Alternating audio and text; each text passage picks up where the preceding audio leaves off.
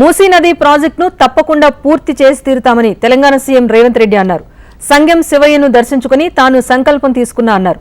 సంగంలో శివుడికి పూజలు చేసి మూసీ నాగిరెడ్డిపల్లి వరకు పునరుజ్జీవ పాదయాత్రను ప్రారంభించారు. ధర్మారెడ్డి కాలువ వెంట 2.5 కిలోమీటర్ల కాలినడకన నాగిరెడ్డిపల్లి వరకు చేరుకున్నారు. దారి పొడవునా రైతులు ప్రజలు సమస్యలను అడిగి తెలుసుకున్నారు సీఎం. నాగిరెడ్డిపల్లిలో ఏర్పాటు చేసిన సభలో సీఎం రేవంత్ రెడ్డి ప్రసంగించారు. మూసీ పరివాహక ప్రాంతాల్లో పరిస్థితి దారుణంగా ఉందన్నారు. ఒకప్పుడు మూసీ నది జీవనదిగా ఉండేదని పేర్కొన్నారు. నల్గొండ జిల్లాలో ఒకవైపు ఫ్లోరైడ్, మరోవైపు కలుషిత నీరుతో మూసీ ఆందోళన కలిగిస్తోందన్నారు. ఉమ్మడి నల్గొండ ప్రజలకు న్యాయం చేయాల్సిన అవసరం ఉందా లేదా అని ప్రశ్నించారు. మూసీ కారణంగా హైదరాబాద్ పరిస్థితి అణుబాంబు కంటే దారుణంగా మారిందన్నారు సీఎం రేవంత్ రెడ్డి. కాళేశ్వరం ప్రాజెక్టులో 1,00,000 కోట్లు దోపిడీ చేసిన వారు ఇప్పుడు తనను మూసీ ప్రాజెక్టుతో దోచుకునే ప్రయత్నం చేస్తున్నారంటూ ఆరోపించడం విడ్డూరంగా ఉందన్నారు. తానేమీ డబ్బు కోసం చూడటం లేదన్నారు రేవంత్. ప్రధాని మోదీ 40,000 కోట్లు ఖర్చు చేసి గంగానదిని ప్రక్షాళన చేస్తే తెలంగాణ బిడ్డగా మూసీ నదిని ప్రక్షాళన చేయవద్దా అంటూ ప్రశ్నించారు. ఈ నీళ్లతోని కడుక్కుంటే చర్మం బొగ్గలు వస్తున్నాయి. ఈ నీళ్ళల్లో కాళ్ళు పెడితే కాళ్ళు వాసిపోతున్నాయి. ఈ నీళ్లతోని అన్నం వండుకుంటే పచ్చగా మారి ఈ నీళ్లు బోరేస్తే నల్లగా ఈరోజు నల్ల మట్టి నీళ్ళల్లో కనుక్కున్నట్టు ఉన్నది. అందుకే ఇవాళ నువ్వు నడుం బిగించు, ఈ మూసీ ప్రక్షాళన చెయ్యి. ఈ మూసీ ప్రక్షాళన అనేది చాలా మంది దుర్మార్గులు ఉంటారు, అందులో బీఆర్ఎస్ వాళ్ళు ముందుంటారు. వాళ్ళకు దోసుకోవడమే తెలుసు తప్ప తెలంగాణ ప్రజలకు మేలు చేసేది తెలియదు. వాళ్ళు అడ్డుకుంటారు. నీకు ధైర్యం ఉంటే ఈ కార్యక్రమాన్ని చేపట్టమని చెప్పిండ్రు. నేను ఇవాళ ఇక్కడికి వచ్చిన వేలాది మంది నల్గొండ సోదరులు నేను అడుగుతున్నా, మీరు వెనక్కి గ్రామాలకు పోండి, మీ గ్రామంలో కూర్చోండి, బీఆర్ఎస్ బీజేపీలను మీ ఊర్లలో ఉండేటోళ్ళని పిలువండి. ఇవాళ జెండా ఎజెండా పక్కన పెట్టండి. ఈ నల్లగొండ బాగుపడాలన్నా వద్దా? ఈ ఫ్లోరైడ్ బాధితులను ఆదుకోవాలన్నా వద్దా? ఈ మూసి మురికి నుంచి, ఈ మూసి కాలుష్యం నుంచి నల్గొండ బయటపడాలనా లేదా మీరు అడగండి. ఇవాళ బీఆర్ఎస్ ఓదిక్కు బీజేపీ ఓదిక్కు ఇవాళ మనల్ని అడ్డుకోవాలి, కాళ్ళలో కట్టెబెట్టాలని చూస్తున్నారు. కానీ సిపిఎం సిపిఐ సోదరులు ఇవాళ ఈ వేదిక మీదకి వచ్చి మేము అండగా నిలబడతాం, మీరు ప్రాజెక్టు ముందుకు సాగించండి అని చెప్పినందుకు మా కమ్యూనిస్టు సోదరులకు నేను మనస్ఫూర్తిగా అభినందిస్తున్నా. ఇవాళ ఈ మూసి వల్ల హైదరాబాద్ నగరం అణుబాంబు కంటే ప్రమాదమైన పరిస్థితిని ఎదుర్కోబోతుంది. ఈ అణుబాంబు ఆటం బాంబుగా మారి మన బతుకులను చింద్రం చేస్తుంటే, మన నగరాన్ని విధ్వంసం చేస్తుంటే, మన జీవితాలతో చెలగాటమాడుతుంటే మనము రాజకీయ సంకల్పంతో పరిపాలన చెయ్యాల్సిన అవసరం ఉన్నదా లేదా ఆలోచన చెయ్యండి. ఇవాళ ఒకడంటాడు మూసీ 1,50,000 కోట్లు టెండరు, 25,000 కోట్లు రేవంత్ రెడ్డి తిన్నాడని. ఓరి దరిద్రుడా, 1,50,000 కోట్లతోని కాళేశ్వరం మీరు కట్టిండ్రు, కూలింది, 1,00,000 కోట్లు దిగమింగిన్రు. నేనేమన్నా మీలాకటోనా, మీలాక దరిద్రపోనా అని నేను అడుగుతున్నా. నేను ఇవాళ దోసుకోవడానికి రాలే. నిజంగానే నాకు పైసల మీద మోసు ఉంటే మీరు తెచ్చిన ధరని అడ్డం పెట్టుకుంటే కోకాపేటల 100 ఎకరాల భూమి కొల్లగొడితే 10,000 కోట్లు వస్తాయి. 500 ఎకరాల భూమిని అప్పటిదప్పటి చేస్తే, అప్రకదప్పరే చేస్తే 50,000 కోట్లు వస్తాయి. దానికి నల్గొండ జిల్లా ప్రజల జీవితాలతో చెలగాటం ఆడాలనా? రంగారెడ్డి జిల్లాను నేను ముంచాలనా? నేను అడుగుతున్న కొంతమంది నకిలీ బీజేపీ నాయకులను, నరేంద్ర మోడీ గుజరాత్లో సబర్మతి రివర్ ఫ్రంట్ కట్టుకుంటే అది అద్భుతం, ప్రపంచానికి తలమానికం అంటారు. గంగానది ప్రక్షాళన చేస్తే ప్రపంచానికి ఆదర్శంగా నరేంద్ర మోడీ ఉన్నాడు అంటారు. మరి నేను అడుగుతున్న నకిలీ బీజేపీ వాళ్ళు, మూసీ నది ప్రక్షాళన మేము చేసుకోవద్దా? మూసీ రివర్ డెవలప్మెంట్ ఫ్రంట్ మేము కట్టుకోవద్దా? నరేంద్ర మోడీ గుజరాత్ బాగు చేసుకున్నప్పుడు నేను నా తెలంగాణను బాగు చేసుకున్న బాధ్యత నాకు లేదా? మూసీ నది ప్రక్షాళనపై సీఎం రేవంత్ రెడ్డి బీఆర్ఎస్ నేతలకు సవాల్ విసిరారు. మూసీ నది అభివృద్ధిపై 30 రోజుల్లో డిజైన్స్ రెడీ చేస్తామని చెప్పారు. జనవరి మొదటి వారంలో వాడపల్లి నుంచి పాదయాత్ర చేస్తానని ఛాలెంజ్ చేశారు. 2025 జనవరిలో చార్మినార్ దగ్గర సభ పెట్టి కదం తొక్కుతామన్నారు. ఇది ట్రైలర్ మాత్రమేనని, అసలు సినిమా ఇంకా ఉంది అంటూ హెచ్చరించారు. కేసీఆర్, కేటీఆర్, హరీష్ రావులకు దమ్ముంటే ఆపేందుకు ప్రయత్నం చేయాలంటూ సవాల్ విసిరారు రేవంత్. ఈ నల్గొండ ప్రజల సాక్షిగా ఈ రోజు బిల్లా రంగా చార్లే శోభరాజ్ కు సవాలు విసురుతున్నా 2025 జనవరి నూతన సంవత్సరం వాడపల్లి నుంచి హైదరాబాద్ వరకు చార్మినార్ దగ్గర లక్షలాది మందితోని కదం తొక్కుతా మూసీ నది ప్రక్షాళన ప్రాజెక్టు చేపడతాం. వాడపల్లిలో జనవరి మొదటి వారంలో పాదయాత్ర మొదలు పెడతా. బిల్లా రంగాలు రావాలి. మీరు వద్దంటే నల్గొండ ప్రజలు మీ నడుంకు రాయి గట్టి మూసీలో ముంచుతారో లేదో చూడండి. మీరు రావాల్సిందిగా నడుస్తామన్న హరీష్ రావు నీ సవాల్ను స్వీకరిస్తున్నా. నువ్వు నీ బావమర్ది డ్రామారావు ఇద్దరు జనవరి మొదటి వారం తయారుగా ఉండండి. వాడపల్లిలో ఏదైతే మూసీ ఈసా నదుల అనుసంధానం కృష్ణా నదిలో వాడపల్లిలో ఏదైతే కలుస్తుందో అక్కడి నుంచి పాదయాత్ర మొదలవుతుంది జనవరి మొదటి వారం. ఇది ట్రైలర్ మాత్రమే, అసలు సినిమా జనవరిలో ఉన్నది. యాదగిరిగుట్ట టెంపుల్ బోర్డు ఏర్పాటు చేయాలని ప్రభుత్వం నిర్ణయం తీసుకుంది. యాదగిరిగుట్ట ఆలయ అభివృద్ధిపై సీఎం రేవంత్ రెడ్డి అధికారులతో సమీక్ష నిర్వహించారు. టీటీడీ తరహాలో యాదగిరిగుట్ట టెంపుల్ బోర్డు ఉండేలా ఏర్పాట్లు చేయాలని అధికారులను సీఎం ఆదేశించారు. టీటీడీ స్థాయిలో బోర్డుకు ప్రాధాన్యత ఉండేలా పూర్తి అధ్యయనంతో యాదగిరిగుట్ట టెంపుల్ బోర్డును ఏర్పాటు చేయాలని ఆదేశించారు. ఇక నుంచి యాదాద్రి బదులుగా అన్ని రికార్డుల్లో యాదగిరిగుట్టగా వ్యవహారికంలోకి తీసుకురావాలని సీఎం రేవంత్ రెడ్డి అధికారులకు ఆదేశించారు. యాదగిరిగుట్టలో గోశాలలో గో సంరక్షణకు ఒక ప్రత్యేక పాలసీ తీసుకురావాలని అధికారులకు సూచించారు. గో సంరక్షణకు అవసరమైన టెక్నాలజీని ఉపయోగించుకోవాలన్నారు. యాదగిరిగుట్ట కొండపై గతంలో భక్తులు నిద్ర చేసేందుకు అవకాశం ఉండేదని సీఎం రేవంత్ రెడ్డి గుర్తు చేశారు. కొండ నిద్ర చేసి మొక్కులు తీర్చుకునేందుకు వీలుగా చర్యలు చేపట్టాలని ఆలయ అధికారులకు ఆదేశించారు. విమాన గోపురానికి బంగారు తాపడం పనులు వేగవంతం చేయాలన్నారు. బ్రహ్మోత్సవాల నాటికి బంగారు తాపడం పనులు పూర్తి చేయాలన్నారు. ఆలయ అభివృద్ధికి సంబంధించి పెండింగ్లో ఉన్న భూసేకరణను కూడా పూర్తి చేయాలని అధికారులకు ఆదేశించారు. ఇందుకు అవసరమైన నిధులను మంజూరు చేయాలని సంబంధిత శాఖ అధికారులకు ఆదేశాలు ఇచ్చారు. ఆలయానికి సంబంధించి పెండింగ్ పనులు పూర్తి చేయాలని స్పష్టం చేశారు. మరో వారం రోజుల్లో పూర్తి వివరాలు ప్రపోజల్స్తో రావాలని అధికారులను సీఎం రేవంత్ రెడ్డి ఆదేశించారు. ఆలయానికి సంబంధించి అసంపూర్తిగా ఉన్న పనులను పూర్తి చేసేందుకు చర్యలు తీసుకోవాలన్నారు. పెండింగ్ పనులు, ఇతర అంశాలపైన పూర్తి స్థాయి రిపోర్ట్ అందించాలని తేల్చి చెప్పారు సీఎం. అమీర్పేటలో నూతనంగా ఏర్పాటు చేసిన కేతినేని డిజిటల్స్ ను కేంద్ర మంత్రి కిషన్ రెడ్డి ప్రారంభించారు. గతంలో చిన్న చిన్న సమావేశాలతో పాటు భారీ బహిరంగ సభలు ఏర్పాటు చేసినప్పుడు సాధారణ స్క్రీన్స్ మాత్రమే ఉండేవని తెలిపారు. పెరుగుతున్న టెక్నాలజీకి అనుగుణంగా నేడు ఎల్ఈడీ స్క్రీన్స్ వినియోగం పెరిగిందని, నగరంలో పెద్ద ఎత్తున స్క్రీన్స్ కు సంబంధించిన స్టోర్ ఏర్పాటు చేయడం అభినందనీయమని పేర్కొన్నారు. ఎల్ఈడి షోరూమ్ ఏర్పాటు చేయడము మనందరం కూడా స్వాగతం పలకాల్సినటువంటి అంశం. ముఖ్యంగా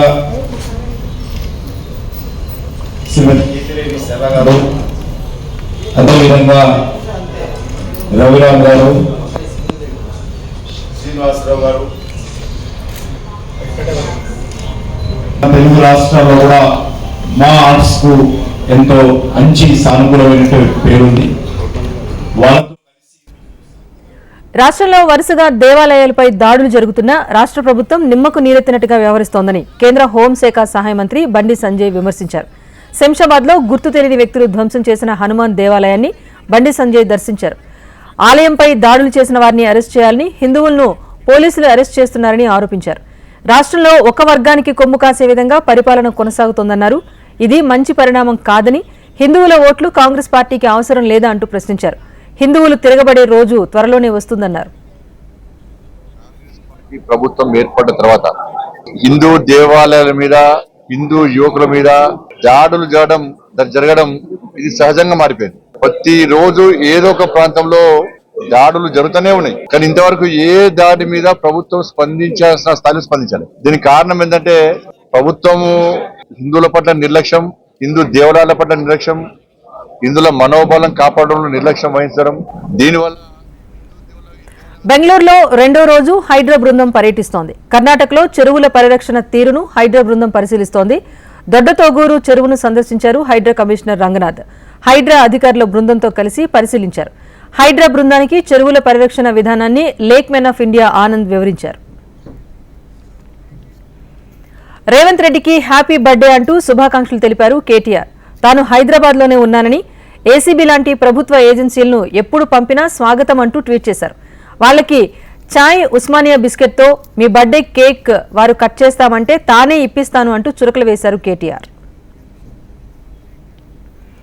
నిజామాబాద్ జిల్లా ఆర్మూరు పట్టణంలోని గుండ్ల చెరువులో చేప పిల్లల పంపిణీ కార్యక్రమాన్ని నిర్వహించారు. ఈ కార్యక్రమంలో ఆర్మూరు ఎమ్మెల్యే పైడి రాకేష్ రెడ్డి పాల్గొన్నారు. బొచ్చ, రోహు, మృగాల జాతికి చెందిన 55,590 చేప పిల్లలను విడిచిపెట్టారు. రాష్ట్ర ప్రభుత్వం చేప పిల్లల పంపిణీ సంఖ్యను గతంలో కంటే ప్రస్తుతం సగానికి తగ్గించడం జరిగిందని ఎమ్మెల్యే తెలిపారు. మత్స్యకారులకు చేప పిల్లల పంపిణీ తగ్గించడం వారి ఉపాధిపైన ప్రభావం చూపిస్తుందని అన్నారు. ఆర్మూరు నియోజకవర్గంలో ఉన్న 190 చెరువుల్లో ఆరోగ్యవంతమైన చేపలను పంపిణీ చేయాలని అధికారులకు సూచించారు.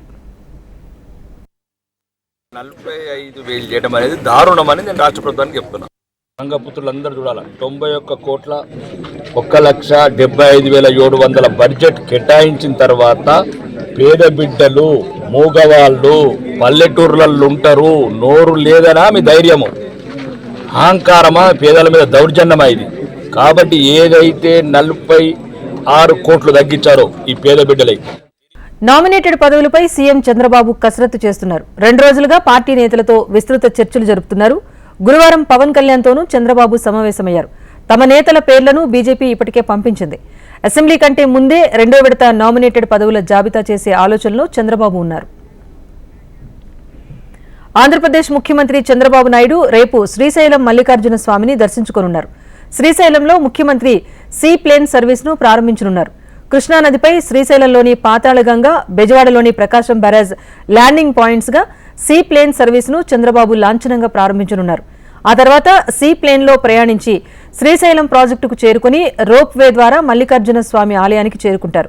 స్వామి దర్శనం అనంతరం సీఎం సీ ప్లేన్లో తిరుగు పయనం అవుతారని అధికారులు వెల్లడించారు. కాకినాడ నూకాలమ్మ గుడి వద్ద మెడ్వే సంజీవని ఆసుపత్రిని మంత్రి సత్యకుమార్ ప్రారంభించారు. ప్రస్తుతం వైద్యం పేదలకు చాలా దూరంలో ఉందని మంత్రి సత్యకుమార్ అన్నారు. దాని కారణంగా పేద ప్రజలు అనేక రకాల ఇబ్బందులు ఎదుర్కొంటున్నారన్నారు. పేద ప్రజల ఇబ్బంది కలగకుండా రాష్ట్రంలో ఉన్న ప్రభుత్వ ఆసుపత్రుల్లో మౌలిక వస్తువులను, సేవలను పెంచి వాటిని మెరుగుపరుస్తున్నామని చెప్పారు. మెడ్వే సంజీవని ఆసుపత్రిలో ఇంకా పేదలకు ప్రభుత్వం అందించే వివిధ రకాల సేవలు తెల్ల కార్డుదారులకు అందించేలా తగు చర్యలు చేపట్టాలని సూచించారు. గతంలో జరిగిన అనేక తప్పులను సరిదిద్ది ఇవాళ గాడి తప్పిన వైద్య వ్యవస్థని మళ్ళీ గాడిలో పెట్టి ఒక ఆరోగ్యాంధ్రప్రదేశ్ నిర్మాణం కోసం ప్రయత్నం చేస్తా ఉంది. వైద్య సేవల కోసం వచ్చిన ఏ పేషెంట్ అయినా ఒకే దృష్టితో చూడాలని, పేద ధనిక తారతమ్యం లేకుండా సేవలు అందించాలని నేను కోరుతున్నాను. ప్రభుత్వం నుంచి కూడా ఎన్టీఆర్ వైద్య సేవ కింద సగటున ఈ సంవత్సరంలో 4,000 కోట్ల దాకా ఖర్చు పెడుతున్నాం వైద్య సేవలు అందించడానికి. ఎక్కడా రాజీ పడకుండా, అనేక రకాలైన ఆర్థిక ఇబ్బందులు ఉన్నప్పటికీ కూడా రాజీ పడకుండా వైద్య సేవలు అందించడం కోసం. కృష్ణా జిల్లా మైలవరం ఎమ్మెల్యే వసంత కృష్ణప్రసాద్ పై వైసీపీ నేత జోగి రమేష్ తీవ్ర విమర్శలు చేశారు. రాష్ట్రంలో కూటమి ప్రభుత్వం పూర్తిగా విఫలమైందన్నారు. శాంతి భద్రతలు పూర్తిగా క్షీణించాయని స్వయంగా డిప్యూటీ సీఎం వ్యాఖ్యానించడం విడ్డూరంగా ఉందన్నారు జోగి రమేష్. నియోజకవర్గంలో ఎమ్మెల్యే పూర్తిగా విఫలమయ్యారని, దమ్ముంటే రాజీనామా చేసి మళ్లీ పోటీ చేయాలని జోగి రమేష్ సవాల్ విసిరారు. అధికార పార్టీ అధికారంలో ఉన్నవాడు ఎక్కువ పెట్టింది నా మీద, కేసులు పెట్టింది నా మీద, అవాసవం తెలియని నా కుమారుడి మీద కేసులు పెట్టారు. మేము కేసుల్లో ఉన్నాం, ఇబ్బందులు పడ్డాం, ధైర్యంగా నిలబడతాం. వాళ్ళు దెబ్బ కొట్టారు, పడ్డాం, నిలబడతాం. రేపు అవకాశం వస్తుంది. ఇప్పుడు ఎల్లకాలం వీడియో ఉంటాడని కలగన్నాడా? మేము బలమైన ప్రతిపక్షం, 40% ఓట్ బ్యాంక్ తో ఉన్న బలమైన వైఎస్ఆర్ కాంగ్రెస్ పార్టీ. అన్ని పార్టీలు కలిసి కూటమిగా ఏర్పడి వాళ్ళది 56% అనుకుంటా ఓట్ బ్యాంక్. నాకు తెలిసి సుమారుగా 56 అనుకుంటా. 3 పార్టీలు కలిసి ఉంటారా, విడిపోతారా, కొట్టుకుంటారా? 4 నెలల్లోనే ఏ విధంగా రోడ్డును పడ్డారో మనం చూస్తున్నాం. మాజీ సీఎం జగన్ పై ఏపీ పీసీసీ చీఫ్ షర్మిల సంచలన వ్యాఖ్యలు చేశారు. అసెంబ్లీకి వెళ్లని వారు ఎవరైనా రాజీనామా చేయాల్సిందే అన్నారు. జగన్ అయినా, వైసీపీ ఎమ్మెల్యేలైనా రాజీనామా చేయాల్సిందని స్పష్టం చేశారు ఆమె.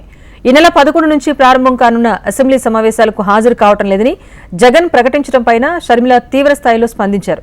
మచిలీపట్నంలో నిర్వహించిన కార్యక్రమంలో పాల్గొనేందుకు వచ్చిన షర్మిల మీడియాతో మాట్లాడారు. అసెంబ్లీకి వెళ్లే ధైర్యం లేకపోతే పదవుల్లో ఉండటం ఎందుకని ప్రశ్నించారు. తమ పార్టీకి ప్రతిపక్ష హోదా ఇవ్వకుంటే అసెంబ్లీకి వెళ్లి ఏం మాట్లాడగలమంటూ అన్న జగన్ తీరును తీవ్రంగా పరిగణిస్తున్నట్టుగా షర్మిల తెలిపారు. జగన్మోహన్ రెడ్డి గారైనా జగన్మోహన్ రెడ్డి గారి ఎమ్మెల్యే వైసీపీ నాయకులైనా అసెంబ్లీకి వెళ్లే ధైర్యం లేకపోతే రాజీనామా చేయాలి. జగన్మోహన్ రెడ్డి గారైనా జగన్మోహన్ రెడ్డి గారి ఎమ్మెల్యే వైసీపీ నాయకులైనా అసెంబ్లీకి వెళ్లే ధైర్యం లేకపోతే రాజీనామా చేయాలి. వేద విద్యార్థులు సనాతన ధర్మాన్ని చాటి చెప్పాలని టీటీడీ చైర్మన్ బీఆర్ నాయుడు అన్నారు. వేద పాఠశాలలో సమస్యలుంటే తీరుస్తానని హామీ ఇచ్చారు. తిరుమలలో వేద పాఠశాలను బీఆర్ నాయుడు సందర్శించారు. ధర్మగిరి వేద పాఠశాలలో చైర్మన్ కు పండితులు ఆశీర్వచనం అందించారు. తిరుమల గోశాలను టీటీడీ చైర్మన్ సందర్శించారు. ఏకాంత సేవలో వినియోగించే వెన్నను శ్రీవారి సేవకులకు అందించారు. టీటీడీ పాలక మండలి సభ్యులుగా పనబాక లక్ష్మి, బోరా సౌరభ్, నందపనేని సదాశివరావు, జ్యోతుల నెహ్రూ, కృష్ణమూర్తి వైద్యనాథన్లు ప్రమాణ స్వీకారం చేశారు. ఆలయంలోని గరుడ ఆళ్వార్ సన్నిధి దగ్గర పాలక మండలి సభ్యులుగా వీరంతా ప్రమాణం చేశారు. TTD additional EO Venkayya Chowdary వీరి చేత ప్రమాణ స్వీకారం చేయించారు. ఈ సందర్భంగా స్వామివారి దర్శన అనంతరం రంగనాయకుల మండపంలో వేద పండితులు వేద ఆశీర్వచనం అందించగా శ్రీవారి తీర్థ ప్రసాదాలు చిత్రపటాన్ని అడిషనల్ ఈవో అందజేశారు. దేవదేవుని సేవ చేసే భాగ్యం దక్కటం సంతోషంగా ఉందని నూతన సభ్యులంతా అన్నారు. హైదరాబాద్లోని నేషనల్ కంపెనీ లా ట్రైబ్యునల్లో జగన్ కేసు విచారణ జరిగింది. కౌంటర్ దాఖలు చేయడానికి సమయం కావాలని విజయమ్మ, షర్మిల తరపు న్యాయవాది కోరారు. వచ్చే నెల 13వ తేదీకి వాయిదా వేశారు న్యాయమూర్తి. సరస్వతి పవర్ కంపెనీలో షేర్ల బదిలీకి సంబంధించి ఎన్సీఎల్టీలో జగన్ పిటిషన్ వేశారు. తనకు తెలియకుండా తన తల్లి, సోదరి అక్రమంగా షేర్లు బదిలీ చేసుకున్నారని ఆ పిటిషన్లో పేర్కొన్నారు జగన్ పిటిషన్లో విజయమ్మ, షర్మిల, జనార్దన్ రెడ్డిలను ప్రతివాదులుగా చేర్చారు. షేర్ల బదిలీ ఫారాలు, ఇతర డాక్యుమెంట్లు ఏమీ సమర్పించకుండానే తమ పేర్ల మీదకు షేర్లను మార్చేసుకున్నారని తెలిపారు జగన్ భారతి క్లాసిక్ రియాలిటీ షేర్ల మీద ఉన్న 51.01% షేర్లను యథావిధిగా కొనసాగేలా ఆదేశాలు ఇవ్వాలని పిటిషన్లో పేర్కొన్నారు. మాజీ MP, Undi MLA Raghuramakrishnaraju custodial torture case విచారణ మరోసారి వాయిదా పడింది. ఈ నెల 25న సుప్రీంకోర్టు తదుపరి విచారణ చేపట్టనుంది. ఈ కేసులో తనను అరెస్ట్ చేయకుండా ముందస్తు బెయిల్ మంజూరు చేయాలని సిఐడి అదనపు ఎస్పీ విజయపాల్ సర్వోన్నత న్యాయస్థానాన్ని ఆశ్రయించారు. ఇందుకు సంబంధించి ఏపీ ప్రభుత్వం తాజాగా కౌంటర్ దాఖలు చేసింది. ప్రభుత్వం దాఖలు చేసిన కౌంటర్ తమకు అందిందని, రిజాయిండర్ దాఖలు చేసేందుకు సమయం కావాలని విజయపాల్ తరపు న్యాయవాదులు కోరారు. 2 వారాలు గడువిస్తున్నట్టు జస్టిస్ విక్రమ్నాథ్, జస్టిస్ మహాదేవన్ ధర్మాసనం తెలిపింది. ఈ నెల 25న తుది విచారణ చేపట్టనున్నట్టు న్యాయస్థానం పేర్కొంది. ఆ తర్వాత వాయిదాలు ఉండవని, అదే రోజు అన్ని విషయాలపైన నిర్ణయం ఉంటుందని కోర్టు స్పష్టం చేసింది. కూటమి ప్రభుత్వం సంక్షేమానికి, అభివృద్ధికి పెద్దపీట వేస్తుందని పెందుర్తి ఎమ్మెల్యే పంచకర్ల రమేష్ బాబు అన్నారు. పెందుర్తి నియోజకవర్గం పరిధిలోని జీవీఎంసీ 96 వార్డులో సుమారు 7,60,00,000 రూపాయలతో అభివృద్ధి కార్యక్రమాలకు శంకుస్థాపన చేశారు. వెంకన్నస్వామి ఆశీస్సులతో కూటమి ప్రభుత్వం అధికారంలోకి రాగానే రోడ్లు, కాలువలు, పార్కుల ఆధునికీకరణకు పెద్దపీట వేస్తుందని పేర్కొన్నారు. ప్రతి వార్డులో సుమారు 4 కోట్ల రూపాయలతో అభివృద్ధి పనులకు పూజ చేయడం జరిగిందని వెల్లడించారు. రాబోతున్న రోజుల్లో మరిన్ని అభివృద్ధి కార్యక్రమాలకు పెద్దపీట వేసి నియోజకవర్గాన్ని అభివృద్ధి చేస్తామని వెల్లడించారు. రోజు 7,60,00,000 రూపాయలు ఓన్లీ 96వ వార్డులోనే ప్రారంభించుకుంటా ఉన్నా. సాయంత్రం మళ్ళీ 93వ వార్డులో 4:30 నుంచి 8 వరకు కూడా మళ్ళీ ఒక 4 కోట్ల రూపాయలు వర్తులు ఇదే పని ఉంది.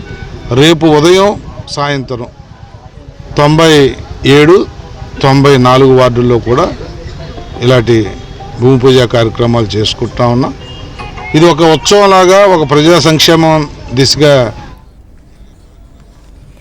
మహబూబాబాద్ జిల్లా కేంద్రంలోని కలెక్టరేట్ ఎదుట ఆశా వర్కర్లు ఆందోళన చేపట్టారు. ప్రభుత్వానికి వ్యతిరేకంగా నినాదాలు చేశారు. గ్రామాల్లో వివిధ రకాల సేవలు అందిస్తున్న ఆశా వర్కర్లను ప్రభుత్వం చిన్నచూపు చూస్తోందని ఏఐటీయూసీ జిల్లా కార్యదర్శి మంగమ్మ తెలిపారు. ఆశా వర్కర్ల సేవలను విస్మరించడం తగదని, కనీస వేతనం 26,000 రూపాయలు చెల్లించి ఉద్యోగ భద్రత కల్పించాలని కోరారు. తెలంగాణలో ఎక్సైజ్ డ్రగ్ కంట్రోల్ అధికారుల జాయింట్ ఆపరేషన్ చేపట్టారు. హైదరాబాద్లోని ప్రైవేట్ హాస్పిటల్స్ లో ఆకస్మిక తనిఖీలు నిర్వహించారు. నార్కోటిక్ డ్రగ్స్ సైకోట్రోపిక్ పదార్థాల అక్రమ నిల్వలు విక్రయాలను గుర్తించారు. జాయింట్ ఆపరేషన్లో పలు డ్రగ్ మెడిసిన్స్ సీజ్ చేశారు అధికారులు. ములుగు జిల్లాలో మావోయిస్టుల డంప్ను పోలీసులు స్వాధీనం చేసుకున్నారు. తాడ్వాయి మండలం బంధాల రిజర్వ్ అటవీ ప్రాంతంలో పోలీసులు గాలింపు చర్యలు చేపట్టారు. ఒడ్డుగూడెం సమీపంలోని వట్టేవాగు దగ్గర మావోయిస్టు ఆయుధాల డంప్ ఉందన్న సమాచారంతో పోలీసులు సోదాలు నిర్వహించారు. 3 తుపాకులు 165 లైవ్ రౌండ్స్ డంప్ను స్వాధీనం చేసుకున్నట్టుగా ములుగు జిల్లా ఎస్పీ శబరి తెలిపారు. అజ్ఞాతంలో ఉన్న మావోయిస్టులు పోలీసుల ఎదుట స్వచ్ఛందంగా లొంగిపోవాలని, వారికి ప్రభుత్వం తరపున పునరావాసం కల్పిస్తామని ఎస్పీ శబరీష్ తెలిపారు.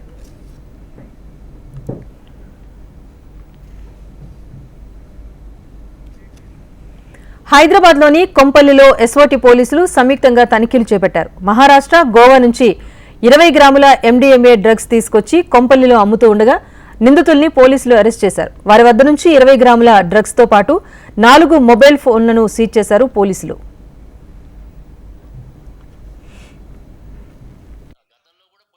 ఇక్కడ కేసులు అయినట్టు దాఖలాలు లేవు మనకి. ఇతను ఒక 2-3 సంవత్సరాలు చేసినట్టుగా మనకు అనిపిస్తుంది. కస్టడీ తీసుకున్న తర్వాత మళ్ళీ ఏమన్నా ఫర్దర్ డీటెయిల్స్ వస్తే అప్డేట్ చేయడం జరుగుతుంది. ఇక్కడ నిన్న కోంపల్లి ఏరియాలో వీళ్ళని అదుపులో తీసుకోవడం జరిగింది. రాజన్న సిరిసిల్ల జిల్లాలో మొలాసిస్ ట్యాంకర్ ను సిసిఎస్ పోలీసులు పట్టుకున్నారు. మొలాసిస్ ను ఎలాంటి అనుమతి పత్రాలు లేకుండా మహారాష్ట్ర నుంచి సిరిసిల్లకు ఏడాది నుంచి నిందితులు సరఫరా చేస్తున్నట్టుగా సమాచారం. ఈ లిక్విడ్ పశువులలో పాల ఉత్పత్తిని పెంచడానికి పశువుల ఫామ్ రైతులకు సరఫరా చేస్తున్నారు. ఎవరికీ అనుమానం రాకుండా ఆయిల్ ట్యాంకర్లో ఈ మొలాసిస్ లిక్విడ్ ను సరఫరా చేస్తూ ఉండగా పోలీసులు పట్టుకున్నారు.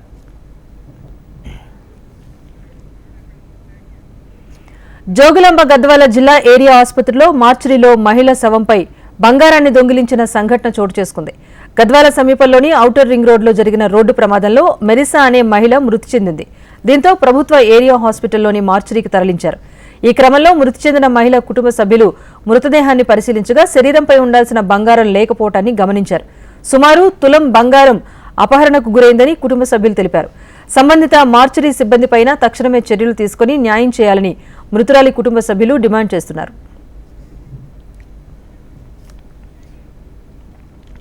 మహారాష్ట్ర ఎన్నికల ప్రచారంలో ప్రధాని మోదీ కాంగ్రెస్ పై తీవ్ర స్థాయిలో విరుచుకుపడ్డారు. కాంగ్రెస్ విభజించి పాలిస్తుందని ఆరోపించారు. సమాజాన్ని రెండుగా చీలుస్తూ ప్రజలను రెచ్చగొడుతోందని ఆరోపించారు. దళితులు, వెనుకబడిన తరగతులు, గిరిజన వర్గాల జీవితాలు అభివృద్ధి చెందడం కాంగ్రెస్ పార్టీకి ఇష్టం ఉండదని అన్నారు. మహాయుతి కూటమి మాత్రమే మహారాష్ట్రలో అభివృద్ధికి హామీ ఇవ్వగలదన్నారు. ఇక ప్రతిపక్ష మహావికాస్ అఘాడీ ఇప్పటికే ఉన్న సంక్షేమ పథకాలను రద్దు చేసిందన్నారు ప్రధాని మోదీ. और इतिहास हमारी आस्था के केंद्र है. हमारी केंद्र सरकार ने मराठी भाषा को अभिजात भाषा का दर्जा दिया है. हमने मराठी को वो पहचान दी, ये महान भाषा जिसकी पहले से हकदार है. हमने छत्रपति शिवाजी महाराज के आदर्शों की बात की, उनके सम्मान को आगे बढ़ाया. बीजेपी गर्व से कहती है कि वीर सावरकर हमारे प्रेरणा स्रोत है. वीर सावरकर महाराष्ट्र और राष्ट्र के गौरव है. लेकिन दूसरी ओर कांग्रेस और उसके पीछे लगे महाआघाड़ी के लोग, आप इनकी सोच और मानसिकता देखिए. జార్ఖండ్లో గిరిజనుల నుంచి నీళ్లు, అడవులు లాక్కునేందుకు బీజేపీ ప్రయత్నిస్తోందని కాంగ్రెస్ ఎంపీ రాహుల్ గాంధీ అన్నారు. జార్ఖండ్ అసెంబ్లీ ఎన్నికల ప్రచారంలో రాహుల్ గాంధీ పాల్గొన్నారు. రాజ్యాంగంపై బీజేపీ నిరంతరం దాడి చేస్తోందని, ఇండీ కూటమి నిరంతరం రాజ్యాంగ పరిరక్షణకు పోరాడుతోందని అన్నారు. బీజేపీ తీరు వల్ల దేశం సర్వనాశనమైందన్నారు. రిజర్వేషన్లపై విధించిన 50% పరిమితిని తొలగించేందుకు తాము కట్టుబడి ఉంటామని రాహుల్ తెలిపారు. షెడ్యూల్ తెగల రిజర్వేషన్ను 26 నుంచి 28%, ఎస్సీల రిజర్వేషన్ను 10 నుంచి 12%, ఓబీసీల రిజర్వేషన్ను 14 నుంచి 27% తాము పెంచుతామని భరోసా ఇచ్చారు. వివిధ సంస్థల్లో దేశ సంపదలో గిరిజనులు, దళితులు, ఓబీసీల పార్టిసిపేషన్ గుర్తించేందుకు కులగణన తప్పనిసరని రాహుల్ తెలిపారు. कांग्रेस पार्टी इंडिया गठबंधन इस संविधान की रक्षा कर रहा है. हमने कहा है कि संविधान से देश चलना चाहिए, समानता होनी चाहिए, मोहब्बत होनी चाहिए, एकता होनी चाहिए. बीजेपी कहती है, आरएसएस कहती है कि संविधान को परे करो, खत्म करो। वो इसको फाड़ कर फेंकना चाहते हैं, हम इसकी रक्षा कर रहे हैं, ये लड़ाई। अब संविधान में आपको आदिवासी नाम दिया गया है, संविधान में आपका नाम वनवासी नहीं है। हम आपको आदिवासी कहते हैं, वो आपको वनवासी कहते हैं। मामूली शब्द नहीं है। आदिवासी का मतलब वो लोग जो इस देश के पहले मालिक थे, सबसे पहले इस देश के मालिक आदिवासी थे। और జమ్మూ కాశ్మీర్ అసెంబ్లీలో మళ్లీ గందరగోళం కొనసాగింది. బీజేపీ ఎన్సీ సభ్యుల మధ్య మొదలైన వాగ్వాదం తోపులాటలకు దారితీసింది. దీంతో అసెంబ్లీలో ఉద్రిక్త పరిస్థితి నెలకొంది. పీడీపీకి చెందిన ఎమ్మెల్యే ఒకరు ఆర్టికల్ 370 పునరుద్ధరించాలంటూ ఒక బ్యానర్ను ప్రదర్శించారు. దీనిపై బీజేపీ సభ్యులు అభ్యంతరం వ్యక్తం చేశారు. స్పీకర్ ఆదేశాలతో బ్యానర్ తీసుకొచ్చిన పీడీపీ ఎమ్మెల్యేను బయటకు పంపించేశారు. అదే సమయంలో ఇరు పార్టీల నేతల నినాదాలు, అరుపులతో సభలో గందరగోళ పరిస్థితి నెలకొంది.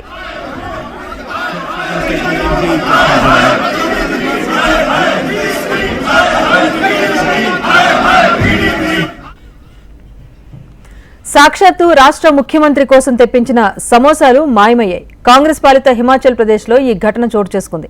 గత నెలలో సిఐడి ప్రధాన కార్యాలయంలో సైబర్ వింగ్ స్టేషన్ క్వార్టర్స్ ప్రారంభోత్సవ కార్యక్రమానికి సీఎం సుఖ్వీందర్ సింగ్ సుక్కు హాజరయ్యారు. ఈ సందర్భంగా సిఐడి అధికారులతో కలిసి సీఎం సుఖ్వీందర్ సింగ్ టీ తాగారు. అయితే సీఎంకు సర్వ్ చేసేందుకు ప్రత్యేకంగా ఉంచిన 3 బాక్సుల సమోసాలు మాయమయ్యాయి. దీంతో సిఐడి అధికారులు గందరగోళానికి గురయ్యారు. సమోసాలు మాయమైన ఘటనపైన సిఐడి దర్యాప్తు చేపట్టింది. ఓ సీనియర్ అధికారి ఎంక్వైరీ చేపట్టడంతో ఆసక్తికర విషయాలు వెలుగులోకి వచ్చాయి. సిఐడి కార్యాలయంలోని మహిళా అధికారిని ఆ సమోసాల బాక్సులను సీఎం భద్రతా సిబ్బందికి ఇవ్వడంతో వారు తిన్నట్టుగా తేలింది. ఈ అంశంపైన సిఐడి అంతర్గత దర్యాప్తు జరుపుతోంది. ఈ వ్యవహారంపై అటు ప్రతిపక్షాలు మండిపడ్డాయి, మరోవైపు సిఐడి ఘటనను ఖండించాయి. కేవలం అంతర్గతంగా ఆరా తీసినట్టుగా సిఐడి ఉన్నతాధికారులు చెబుతున్నారు. సీఎంఓ కార్యాలయం కూడా ప్రతిపక్షాల ఆరోపణలను తిప్పికొట్టింది. స్టాక్ మార్కెట్ శుక్రవారం నష్టాలతో ముగిసింది. అంతర్జాతీయంగా మార్కెట్లు మిశ్రమంగా ట్రేడ్ అవుతున్నాయి. ఆ ప్రభావం మన మార్కెట్స్ పైన కూడా పడింది. ఉదయం స్వల్ప లాభాలతో ప్రారంభమైన సూచీలు కొద్దిసేపటికే నష్టాల్లోకి జారుకున్నాయి.